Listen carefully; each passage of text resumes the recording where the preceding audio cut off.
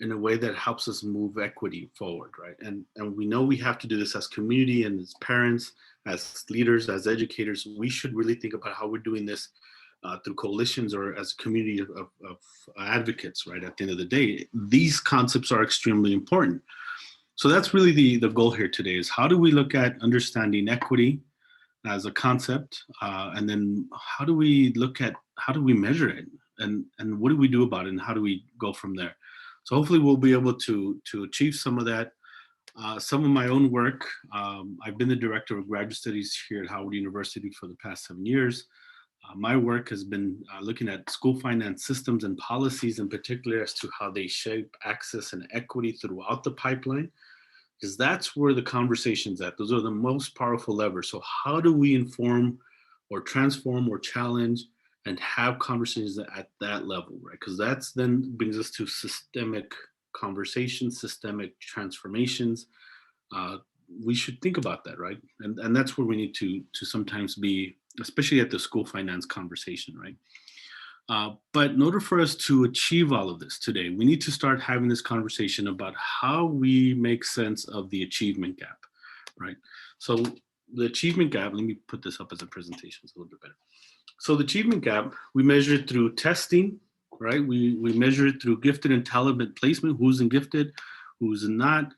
We talk about flunking, right, as a problematic term, but we look at the dropout conversation, right? We talk about uh, college entrance exams, right? Who performs, certain way over other groups and so on.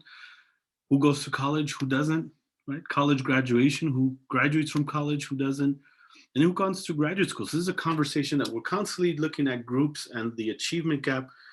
But if we can flip this conversation and put it on its head a little bit, right? If we start seeing these gaps and reframing them to one that is away from deficit thinking to one that allows us to look, okay, how is this a reflection of the data? How's it a reflection of inequities, the lack of resources, the lack of support? And when we make sense of it that way, then we're allowed to have direct solutions to the problems, right? And that's what we need to start. And if we don't do it as parents and advocates and leaders, as educators together, then we're going to miss the point. So this is the starting point. Let's start with understanding what we should be doing and looking at the achievement gap, right?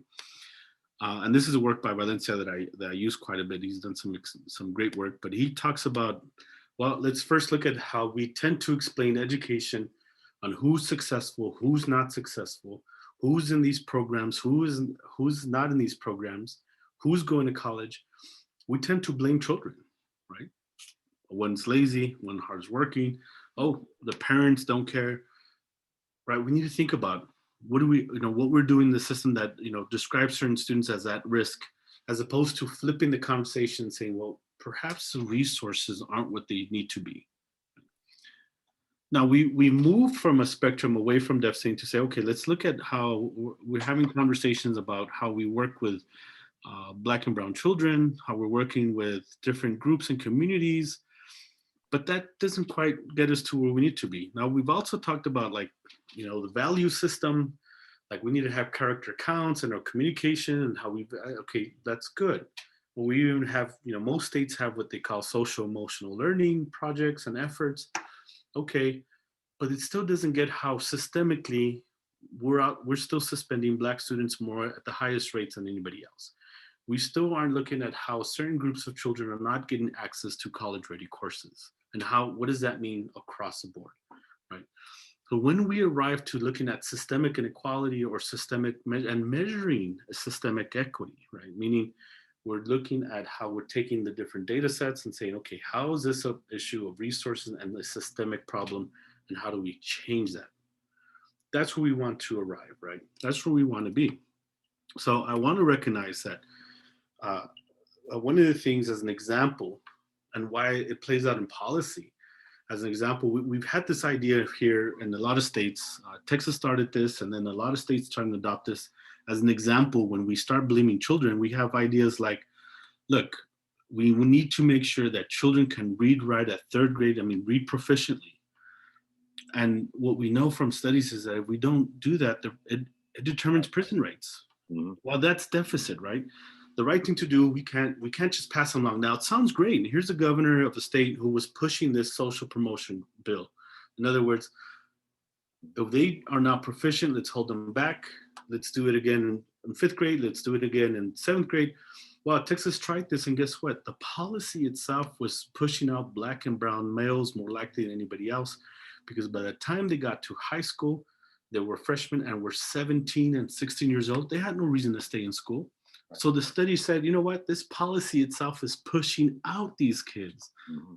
So when you have policies that may sound good, you have to think about, well, wait a minute, this is blaming children for not being able to read proficiently. Let's flip the question. Let's reframe it. And so what I did in this study was, okay, we know early childhood education is key. We know that studies have shown us that inequality at first grade starts off whether they had access to early childhood education or not. Now, I'm happy to hear that Palm Springs does a wonderful job with early childhood education. But it becomes a question of, if you don't have that access, and not just that early childhood education access, but what about if you don't have the access to high quality, highly trained teachers? So in this case, it was looking at teachers with at least 6 years of teaching and a master's degree. Mm-hmm. We asked, does that shape third grade reading proficiency levels? And it did, right? And so this was a way for me to take it back to the state and say, look, if you're going to blame children for not reading proficient at third grade, first you need to fix the system to ensure that all children have access to early child education, and that as many as possible children, and evenly, that it's not just because you went to the right school with all the best teachers. That shouldn't be the case, but how to ensure that all your children have access to great teachers. And until you do that, you shouldn't be holding kids back. Right.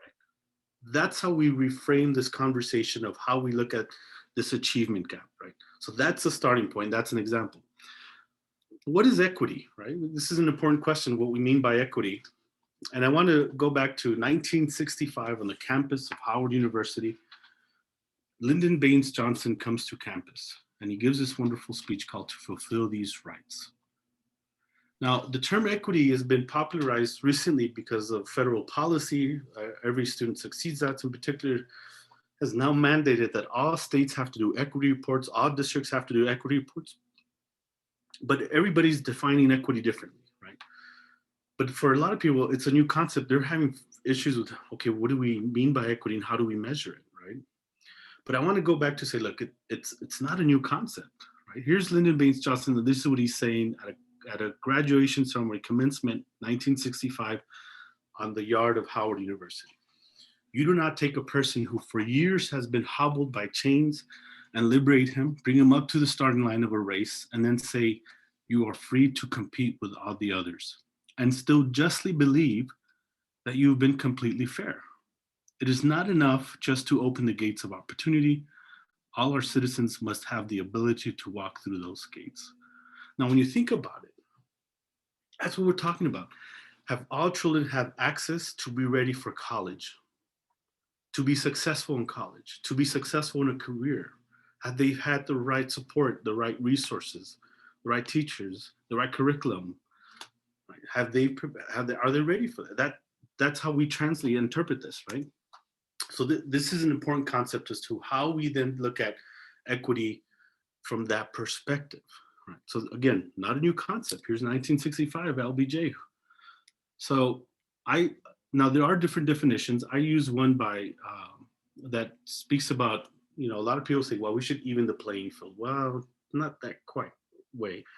But if we look at vertical equity as a reflection of unique needs and demands and approaches for diverse populations that requires unique and greater resources in order to achieve an equality of outcomes, to lead to equal opportunities towards college access and success, career readiness, and overall a participatory citizenship.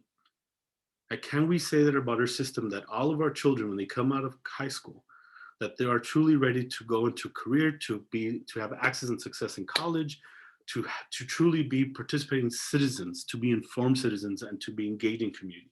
It's extremely essential in today's communities and society. Right? So that's what we mean by the vertical equity, right? So what are the inequities? One of the biggest inequities are educator inequities. Right? We have issues with preparation, We have issues with teacher shortages, right? And also with the preparation of educators is key. Now, here's a dilemma, right? We know we have teacher shortages. We have to look for programs like Teach for America, who are filling in our spots that are, or we're short, but then they're not prepared like a traditional teacher preparation candidate is a resident program. Now, that's a dilemma. We know we have teacher shortages, and we need to think about how we support new teachers, even if they're coming to alternative licensure programs. And how do we do that to ensure that they have the support and are being successful in their career as educators, right? And that takes some time and investment. Those are the conversations we need to talk about. Now, these are teacher inequities, but one of the other areas is cultural mismatch. In the US today, more than almost 52% of current K-12 students are Black, Brown, Indigenous, Asian students, right? Or mixed race. That's a majority, but our teacher workforce is 80% white. Now, what happens from that mismatch is that we know is that, and it's not just the mismatch, it's also the training, right? But a big part of it is it's acknowledging that when teachers look like and speak like the communities they serve, makes a difference, right? Because it leads to suspension rates when that's not the case. It leads to higher access opportunities. Who decides a child goes to 8th grade algebra? Who decides when a child gets to access calculus in high school, right? Or who has preferential treatment, right? These are important conversations, and not just what it means that in the experience of a student in the school. We also know that there's some schools in some districts who have all the resources, and there's some schools that don't, right? The conversation where I mentioned, we work closely with Prince George's County, where I've had to push them. It's like, you realize you have one affluent Black school that has all these great resources and programs and initiatives. But then I look at your poor Black high school down south part of the district, you don't even offer calculus. What are we doing here? Right. Like, and so we need to look at all of our communities even in that perspective and that light, right? And even in, and this kind of process of provincial treatment, just to pick on our Fairfax representative, we worked with a high school, a large high school in the district, where we looked at the data set, same we'll look in a little bit, 20% of the student population was Latino, but not a single Latino student in calculus. So I said, what's going on? But then when we looked at physics, it was like, but there's parity, just as many kids in Black, Latino that are in the school, there's in physics. So why are they taking physics? That's reflective of the population of the school, but not in calculus. When we looked into it and actually spoke to a student, the Latino students themselves were making the decision to take the physics class with Black teachers, with 2 Black teachers, as opposed to the calculus class with 2 white teachers, because they knew they were not treated fairly. But they wanted college ready course to be able to be on their campus and say, look, we weren't in calculus, but we took physics. The kids were making that decision on their own. And that's not just the issue of Fairfax, that's happening in a lot of cases. So those are the conversations we're talking about educator inequities, that we have to have some really tough conversations across this whole spectrum. Now, back to this issue of like, yeah, teachers of color matter. When teachers look like and speak like the communities they serve, it makes a difference, right? Now, the issue is, unfortunately, Black and Latino teachers leave the profession at the highest rate. Part of it is, in a lot of cases, when you're isolated, or you're one of the few, yeah, you're not only the teacher for the few Black students in your classroom, you're the teacher for all the Black students in the school, in the district sometimes.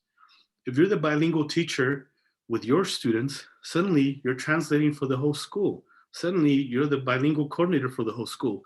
Suddenly you're having to provide other teachers help with how to serve students. You're not just that one teacher in these spaces sometimes. And then what we know from these studies is sometimes you're not supported because you have to stick to your curriculum and your space and your classroom and so on. So yeah, Black and Latino teachers leave the profession at the highest rate. So these are conversations we need to have with leaders and the districts and so on.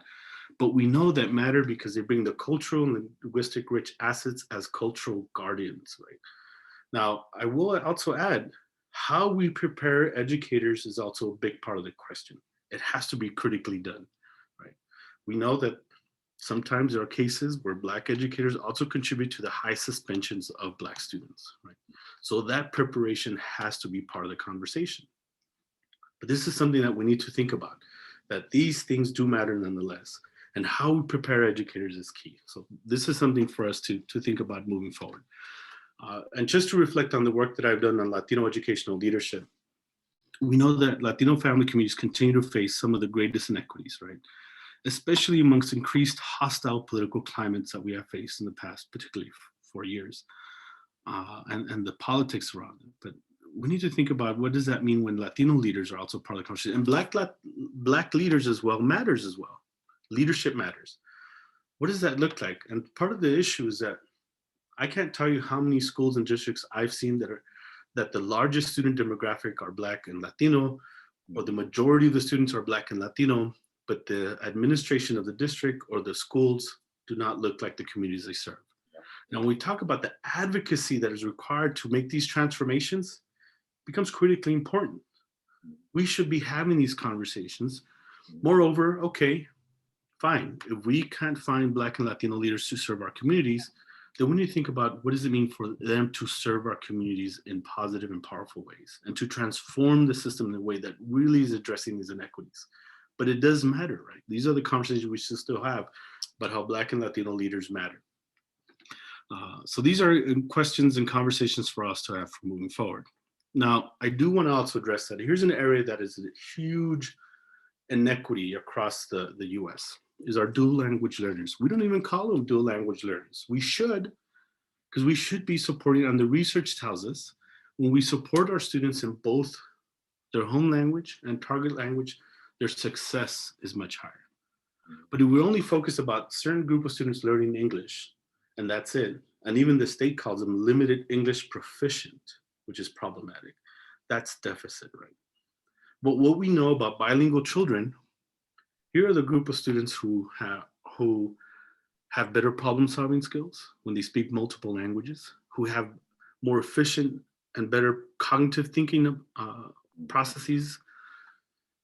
We should acknowledge that. And should all of our children speak multiple languages, right? That's an important conversation. But we know that dual language learners often face huge inequities. In a lot of cases, districts can be held liable, and often the only hope is for parents to file a complaint with the Office of Civil Rights of the Department of Education to say, you need to do more than just the bare minimum, because even the bare minimum is not enough, which is what's federally mandated. But these things play out as huge inequities across the US, right? So it's a conversation that we have to be mindful about how we're supporting our dual language learners in every space. And we'll get to that in the data a little bit later. But let's look at the data.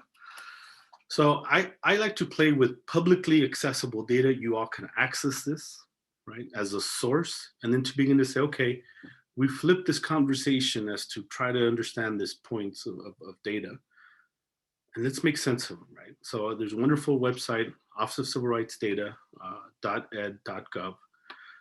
The second link here is actually specific to the district.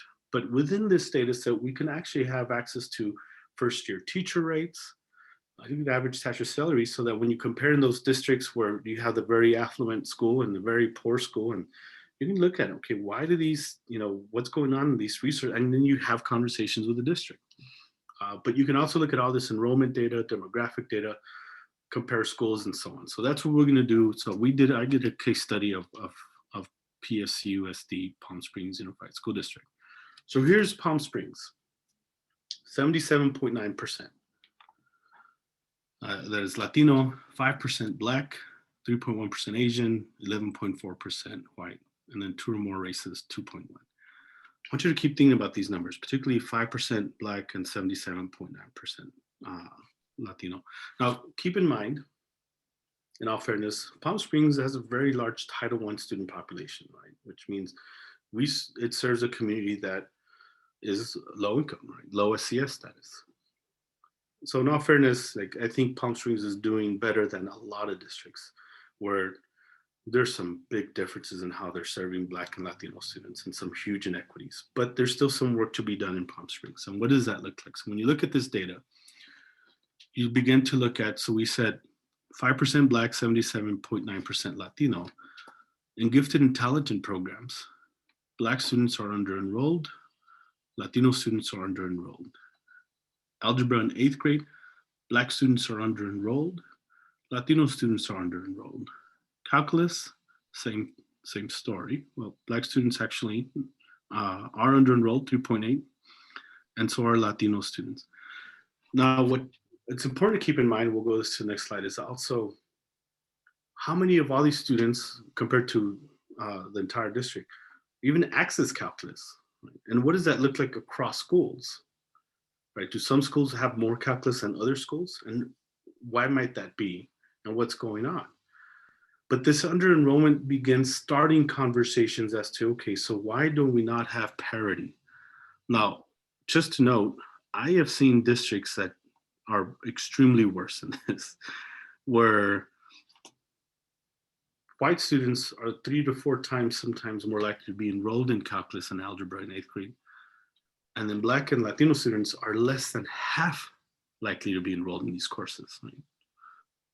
And so that would mean in this case that in those districts that I see a lot, that if it's 77% of the school's demographic or district's demographic, that they're only 30% or 35% enrolled in calculus or 8th grade algebra. So this isn't terrible, but there's some room for improvement. Suspensions, right? Now, on average, sadly, Black students are suspended at 3 times the rate as their white counterparts. In this case, they're suspended at twice the rate. Room to grow, better than a lot of districts that I've seen, but there's room to grow, right? We're 5% of the district enrollment, but when it comes to in-school suspensions, they're 9.2%. When it comes to out-of-school suspensions, they're 10%. When it comes to expulsions, they're at 14%. These are conversations that we should be having as a community. So what do we do to address these data points? And how can we change this conversation? And what would it look like to think about it systemically instead of putting it on the children, right, or the families? What are the resources? What are the systems? What are we doing with teachers, right? Because again, if we're not talking about the front line conversation with students and teachers and looking at that and examining that space, right, then we're kind of missing the conversation at some level. But that's part of like looking at this data. Comparing Desert Hot Springs High School to Rancho Mirage High School. Here's Desert Hot Springs with 93% free reduced lunch, right, which is a Title I school, versus Rancho Mirage 75%. Now, it's still a Title I school at some level. But just on that basis, you have 2 calculus courses offered at Desert Hot Springs versus 3 calculus courses offered at Rancho Mirage. And when you look at the school's enrollment, right, you begin to see, well, does the enrollment reflect the school's enrollment reflect the calculus enrollment? Here, for the most part, at Desert Hot Springs, well, it's only 2 classes with 40 students. They seem to have closer to parity, but when it comes to Rancho Mirage, there's 72% of students in the school do not translate to the 58% in calculus, right? And so these are the conversations that we need to think about, is how do we compare that? But I also wanted to say that there are public schools, public districts, where 100% of their 8th graders have algebra, where 100% of their seniors have calculus. And you have to ask, okay, so what's going on in that district or in that school? They're private schools that easily, part of their system, all 8th graders have algebra. Part of the system, all their seniors. Now, I don't think they're smarter than our kids. So what have they done right besides having possibly access to more money? But what are they doing systemically to look at what are we doing in elementary school so that when our kids go to 7th grade, they have pre-algebra, so that when they go to 8th grade, they have algebra, so that when they go through high school, they get 4 years of math and end with calculus. Because there are some universities that will not admit you if you don't have calculus. So those are the conversations we need to be having, right? Again, the systemic response. It's not just enough to let a few in, but how are we changing this so that it's essentially providing access to everybody? Again, there are schools, and you have to ask, so why do those schools have 80 and 100% of algebra and 100% calculus? Yeah, a lot of them primarily white, primarily affluent. And why shouldn't our kids be on that access? It's a great question to ask. So this is how you start having these conversations. I mentioned earlier, important to look at our dual language learners. They may be 32%, large population of the district, but only 3% of advanced placement students are dual language learners. That is huge inequity. And what we know again from research, students who speak multiple languages have better problem solving skills, have better cognitive processing skills. But why are we supporting that? Now, moreover, all of our children should speak multiple languages. It shouldn't be just like it's all about English. I love that in my daughter's elementary school that they attended, that they not only serve a large Latino community, but they also serve a large Ethiopian community. And they've asked me, because I'm very involved, they've asked me to judge the poetry competitions that they have. I love it when the Ethiopian children come in speaking Amharic fluently, because of the school learn Spanish fluently and English fluently, and can drop poetry in all three languages in beautiful ways. It is the most fascinating thing. And I kind of think sometimes I give my daughters a hard time. It's like, your friends speak three languages fluently. Come on, pick up the Spanish, just to give them a hard time. But it speaks to, again, that problem solving cognitive abilities that we should be having conversations, right? Why shouldn't all of our schools be dual language learning spaces? And what do we know about the success of that? Again, research, there's no disagreement. Children who speak multiple languages are on a pathway to being some of our most highly successful. And that should reflect the goal of our society, right? So something to think about. But with this system, it doesn't reflect that. When only 3.3 of AP course takers are dual language learners.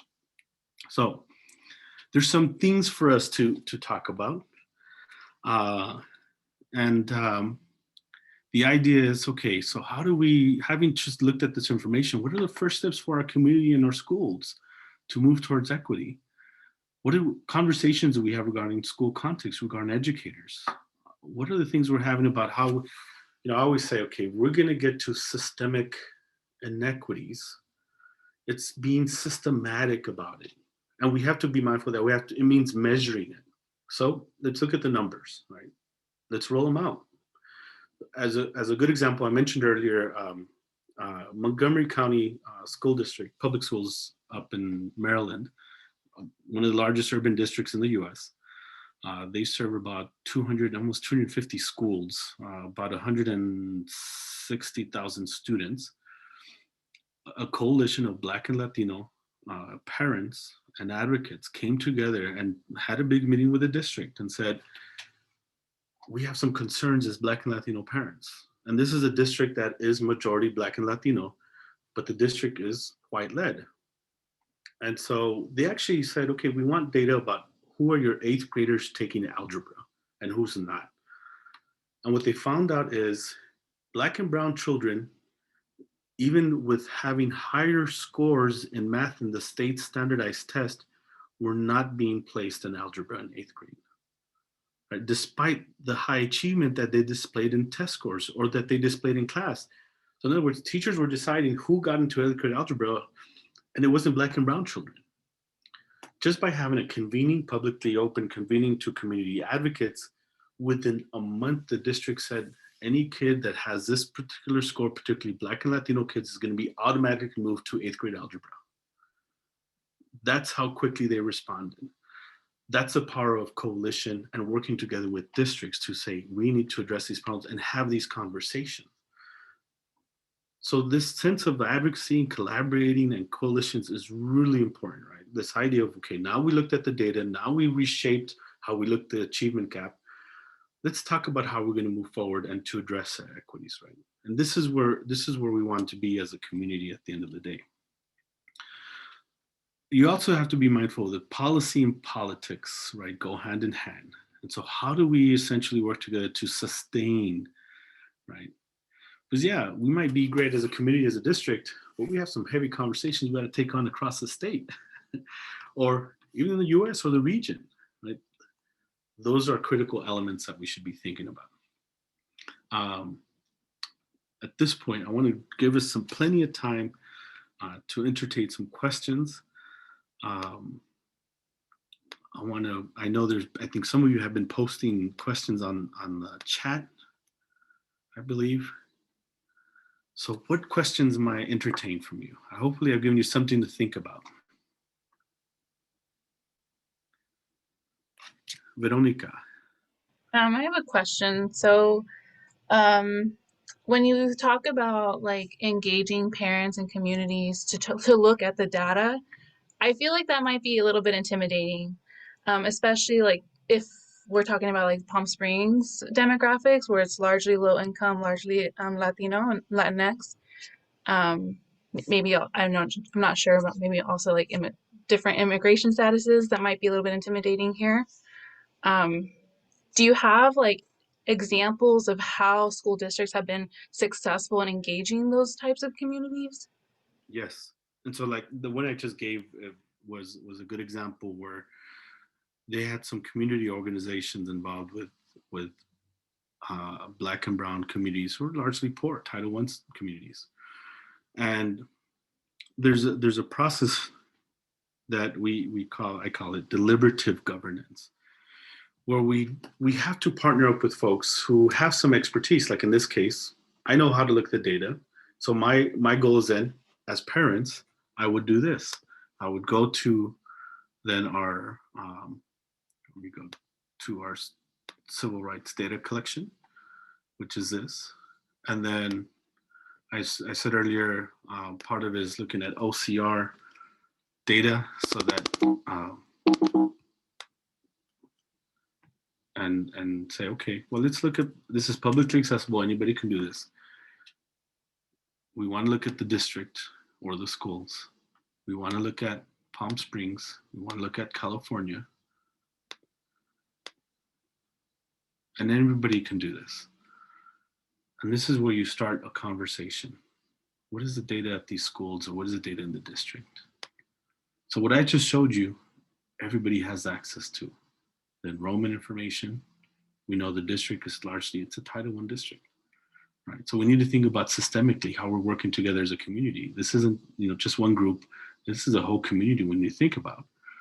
This is where you look at the staffing, the preschool data, college and career readiness, and just simply have, okay, so if our enrollment looks like this, why does our calculus enrollment look like this, right? Where essentially most white students are close to being twice as likely to be in calculus, where Asian students are almost 5 times likely to be in calculus. But Black students and Latino students are underrepresented in calculus. And what conversations are we having for middle schools or elementary schools to start thinking about, okay, when you start having some curriculum conversations in math that starts at the elementary level, goes to middle school about who's in 8th grade algebra, which if you don't have 8th grade algebra, you're not going to have high school calculus, and who's being selected for that. And it can't just be a select few. We need to think about, can we shift in a way that we get as many kids as possible into 8th grade algebra, so that we can have as many kids as possible. And again, it just becomes part of having systemic conversations.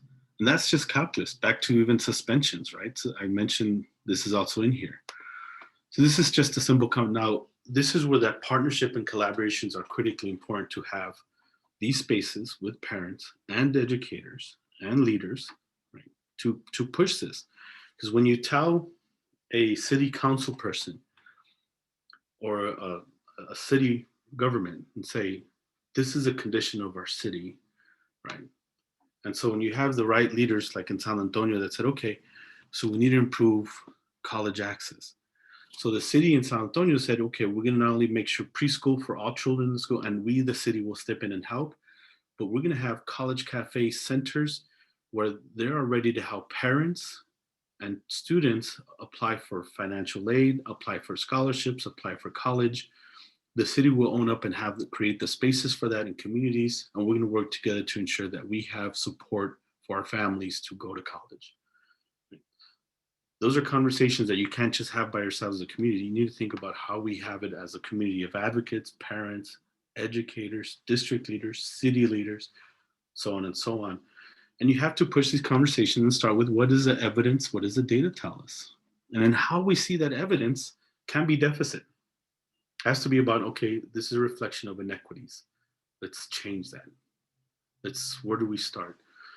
So and it's a process, and it's not overnight either. It really does take an amount of collaboration with folks to be able to achieve it. It's possible. It has been done. There's examples out there of these conversations.